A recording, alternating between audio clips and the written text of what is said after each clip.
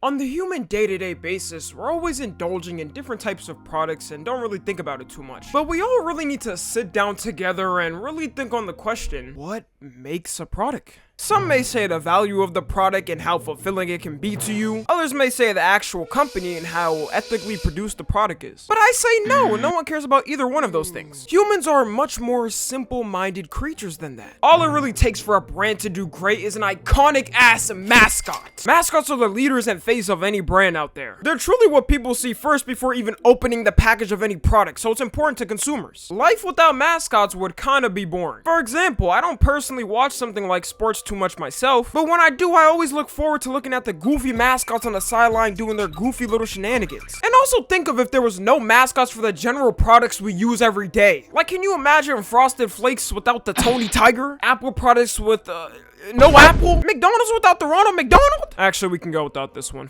This clown. Look, what I'm trying to say is that mascots are needed to be perfected because they're the weight of the entire brand. And they really had that formula on lock back in the day. I don't know how they were spitting out these mascots like they were nothing and creating the best masterpieces known to man. Like Tony the Tiger is a perfect mascot. What other way to express the mass affliction of diabetes to an entire generation of kids than with the big, brolic 6'3" buff tiger saying they're great? Or Mr. Clean. What other way to fight the patriarchy and destroy the women wash dishes stereotype than by getting a 6-foot Vin Diesel motherfucker to be the face of all your cleaning products? It's absolutely genius. But sadly, due to modern times, there's been a sort of shift of mascots in the past decade or so. What if I told you almost each one of these mascots would be eviscerated, completely stripped of everything that made them what they are? Most have suffered the sad illness of modernization. Let's start with the most abysmal of them all. Charles Entertainment, aka Chuck E. Cheese. Chuck E. Cheese was once the profound spot for kids to celebrate their days of occasion. Back before kids got iPhone 14 Pro Maxes for their 7-year-old birthday party, you got this cup with a solid amount of change and it occupied you for hours. And the staple everyone remembers from Chuck E. Cheese is of course the iconic mascot Mr. Chuck himself. I don't think Chuck E. Cheese would have got as popular as it did without this specific mascot right here. They had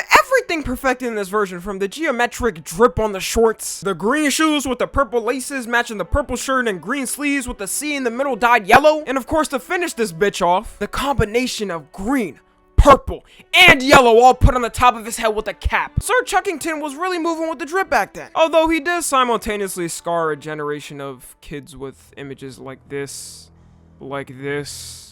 and like this. You gotta admit, that was the most iconic and drippiest version of Chuck E. Cheese. Just look at the older versions, they're like 10 times worse. And now cut to today and he got hit with the worst thing any human can ever get hit with imaginable: wokeness. How did Chuck E. Cheese turn from a rad skater rat ready to make kids around the world happy to a puny little punk bitch with zero drip? I mean seriously, Chuck E. Cheese Entertainment, what the hell is this little pipsqueak you call a mascot? They pretty much just ripped every component that made him drip in the first place at all. He went from geometric drip shorts to plain jeans. The matching design of the shoes and shirt is now ruined because they for some reason added this dumbass ring around the shirt. Last, they just completely stripped his hat that was representing his gang from his head. And keep in mind, this change happened all the way back in 2012, perfectly matching the decline of Chuck E. Cheese. Seriously, I don't know a single kid who asks mommy or daddy anymore can they go to Chuck E. Cheese. Because when I was younger, kids would be begging to go to Chuck E. Cheese on something like their birthday. But now kids beg mommy and daddy for either V-Bucks or Robux so they can get sturdy in their favorite Roblox game. Keep in mind though that this was the time when technology was absolutely on the rise and every kid pretty much became glued to their iPads. But maybe if they kept Sir Chuck in his original drip, all I'm saying is I think the kids would have stayed around longer. And this new modernization of mascots has always been a thing for something like logos. I made a whole video on how bad modern logos have become a while ago. For reference, here's what the Firefox logo used to look like, and here's what it looks like now. Bro, this shit, you cannot make this up. But this whole plague is now starting to invade modern mascots, and it's where I draw the line. Like, have y'all seen what they've done to our beloved Applejacks mascot? You know them, they need no introduction. We got Bad Apple and Cinnamon. At a certain point, this duo was damn near better than any other on this earth. The combination of a raspy voiced apple with a Jamaican cinnamon stick was just too fire. And they had some of the most goated commercials of that time. But let me just show you what modern change has done to these boys. They went from this to this. Nothing was accounted for in this transition. Not the drip, not the face, nothing.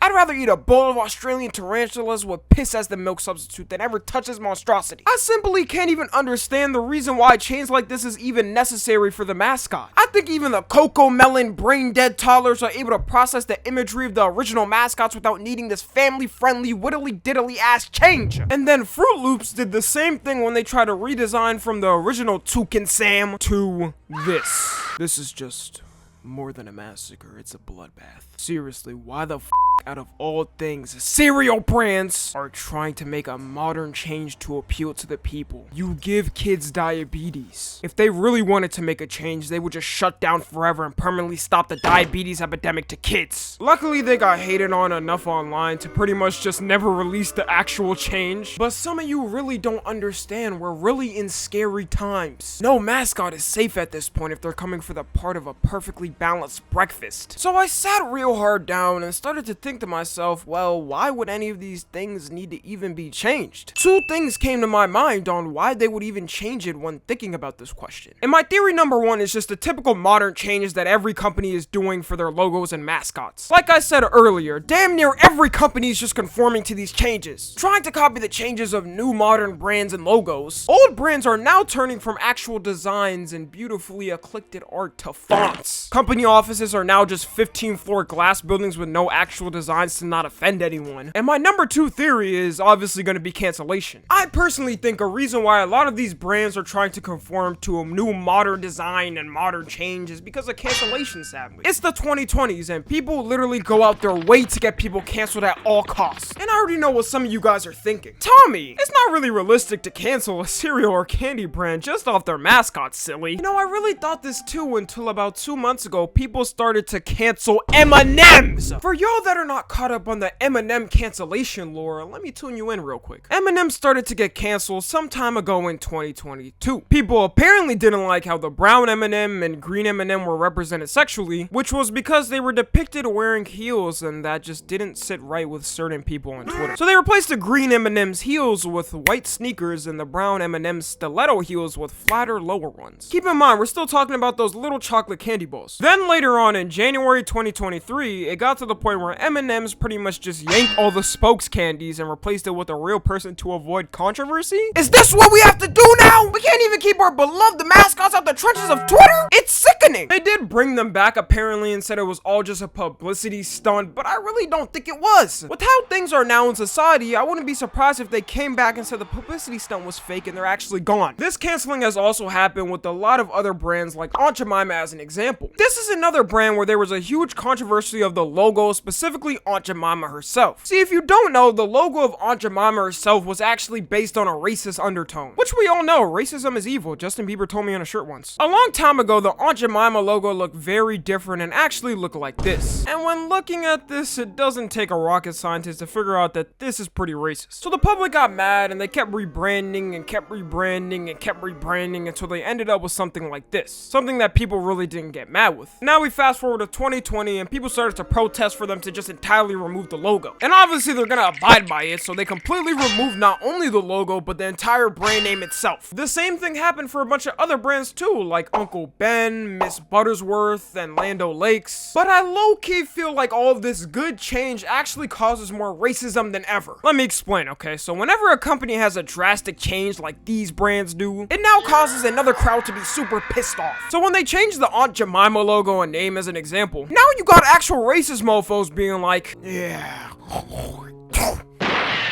God damn it, your kind is too soft. We give you so much, yet you want so much more. We're simply tired of your wokeness. This is deadass something that happens nowadays. And also, I understand if they want to make a change due to the bad history of the logos themselves. But bro, they couldn't have at least done it in some type of better way? Look at Aunt Jemima as an example. It went from this, Aunt Jemima as a name with her as the logo, and now they changed the name to Pearl Milling Company with this as the logo? What type of transition is that? How do these two things correlate? It doesn't even sound delectable at this point. It used to give a homey, warm vibe with Aunt Jemima as the name and logo, and now it more gives the vibe of high fructose corn syrup mass produced in a factory somewhere. I I don't personally know a name change that could work directly with this, but all I know is that this name just sounds too corporate. F it, if Aunt Jemima's too racist for America, I'll make myself the face of it. I'm willing to take the sacrifice for everybody. Would you really not bite into a warm, belly-filling serving of pancakes with me as the logo? Exactly, America will love and praise me, and I got the typical nigga fro for the job. Then they did the same thing for the other brands like Uncle Ben's Rice to Ben's Originals, Lando Lakes to farm-owned Lando Lakes, and Cream of Wheat to Cream of Wheat. So overall, I just feel like the state of mascots and how iconic they are will just never be the same. It's half the company's fault and half society's fault. On one side, some companies are literally just conforming to new modern changes, which actually leads to their downfalls. And on another side, people get triggered and basically force the hands of these companies to make these changes or their reputation is in the gutter. No more will we see a Chuck E. Cheese, a Mr. Clean, and Aunt Jemima. Kids are just gonna have to grow up and look at something like the inclusive M&M, which I didn't mention before, but they added a new M&M to represent acceptance and inclusivity.